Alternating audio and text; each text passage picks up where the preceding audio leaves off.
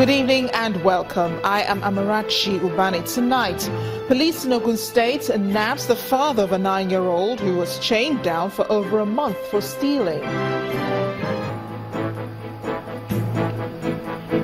Federal government is poised to relocate all internally displaced persons across the country back to their ancestral homes.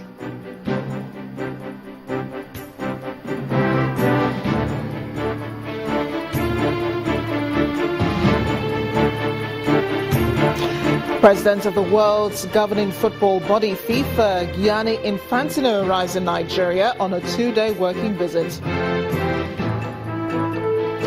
And German officials say the teenage gunman who killed 9 people in Munich on Friday had been planning the attack for a year.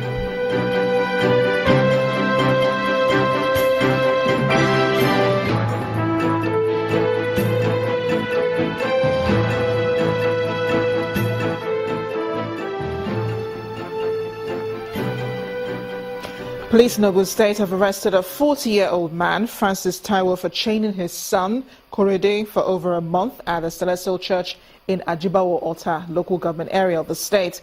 Mr. Taiwo, who was ordained a pastor of the church in 2012, was arrested a day after his son was rescued by a team of security operatives in the state. Mr. Taiwo, who confirmed that he actually chained his son to Channels Television, said his action was born out of desire to rid the boy of his stealing spirit. He said he felt the young man was possessed, and after consulting with some spiritualists, was advised to chain the boy to rid him of the evil spirit. The police public relations officer in Ogun State, Muyiwa Adejobi, says the suspect will be charged to court once investigations are concluded. On to Yobe State, northeast Nigeria, where the federal government today affirmed its resolve to relocate internally displaced persons to their ancestral homes. That's according to the Minister of State for Foreign Affairs, Khadija Bukar Ibrahim.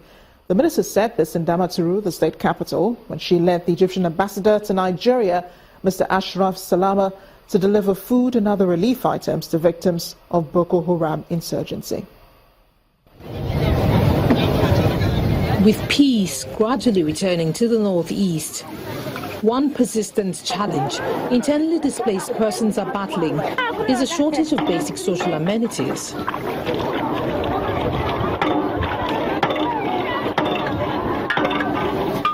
While some people have begun to return home to pick up the pieces of their lives, others are still at the IDP camps.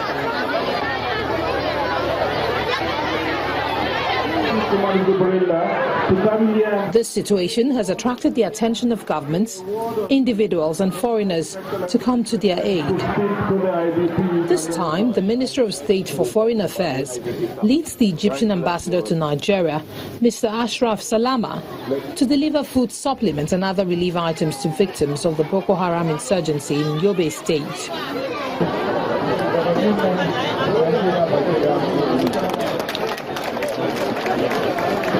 The minister reiterates the federal government's commitment to ensure displaced persons are provided with basic amenities as they rebuild their communities.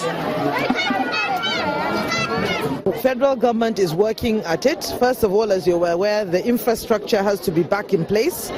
They have to build the houses back because of the destruction that has been done during the insurgency.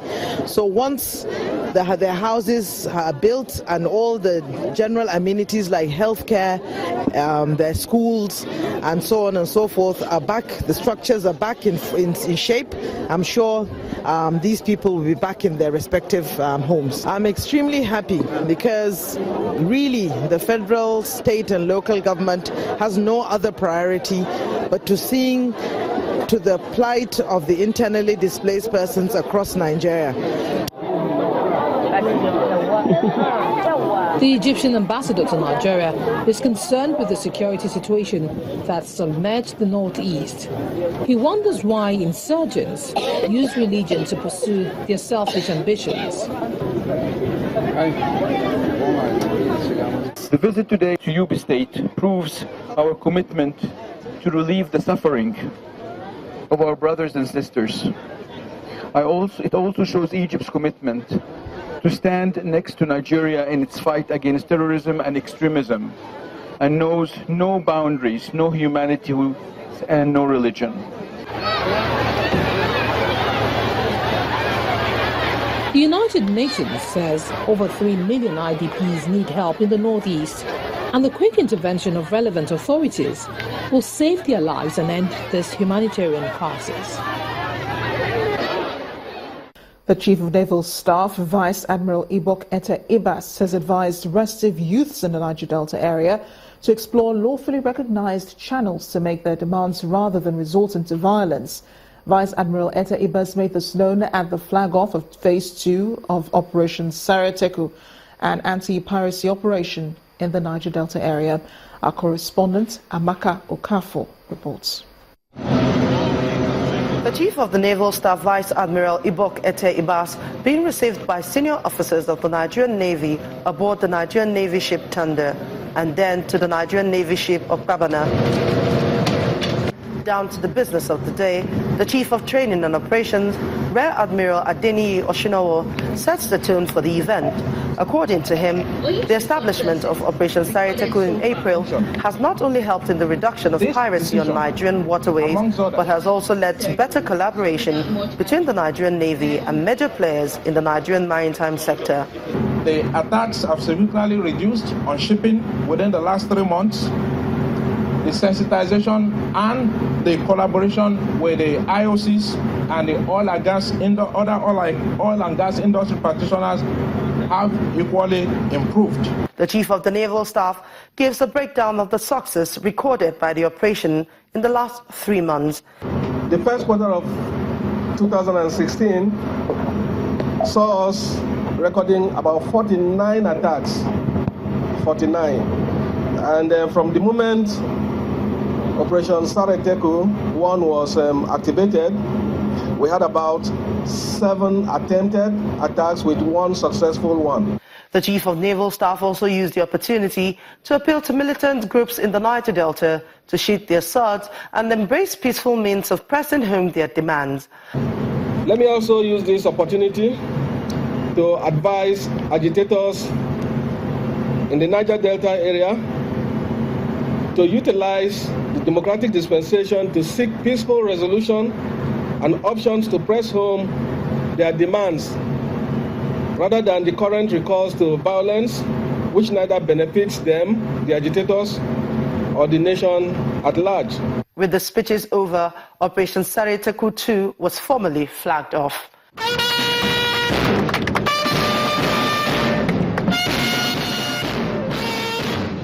Operation Saraku 2 is expected to build on the gains of the first phase of the exercise and also provide support for Operation Delta Safe, which was hitherto Operation Pluto Shield. From aboard NNS Okbabana, Amaka Okafor, Channels Television News. The former governor of Kaduna State, Alhaji Balarabe Musa, is appealing to state governors to compare notes with one another in implementing developmental projects in their various states. Alhaji Musa, who serves as the national chairman of the Conference of Nigeria Political Parties, the umbrella body of political parties in the country, says one of the main objectives of the conference is to support any person legitimately elected into political office to perform. The elder statesman said this during his visit to the governor of Ondo State, Mr. Olusegun Mimiko. And one of its objectives is to assist any party that wins a legitimate election to fulfill. And one of the way we will do at CNPP is to tell Nigerians what we have witnessed in Ondo State as an encouragement. 22nd of February, we wanted each of us to visit each other's state and learn from each other.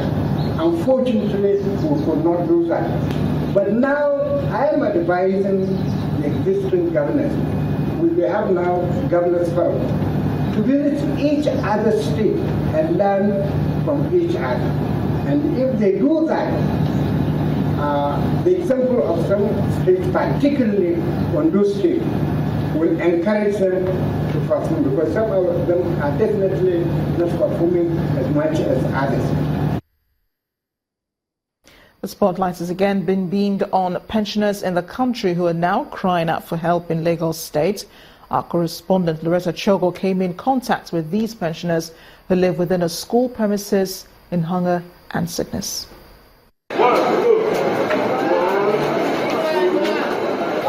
It's a school environment, but a partial abode for these old, weak and sick men.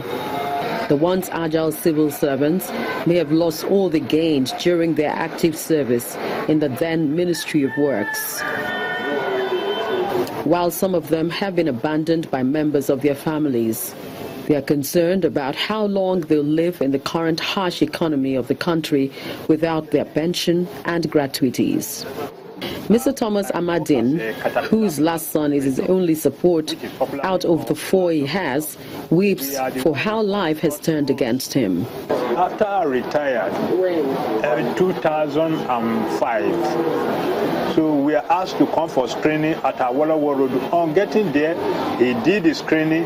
Then we, the junior ones, were not paid our gratuity. But the bigger men were paid their gratuity. I bet make government make them help me, make I not just die for my gratuity. I never collect gratuity. Other people, they enjoy their gratuity. I don't see my own.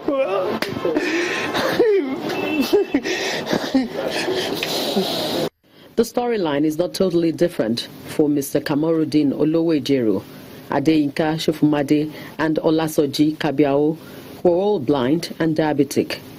I retired in 1999 from Federal Ministry of Works, Survey Department as a cartographer. Since then, my landlord drove me out of the house. The wife, the children, departed me.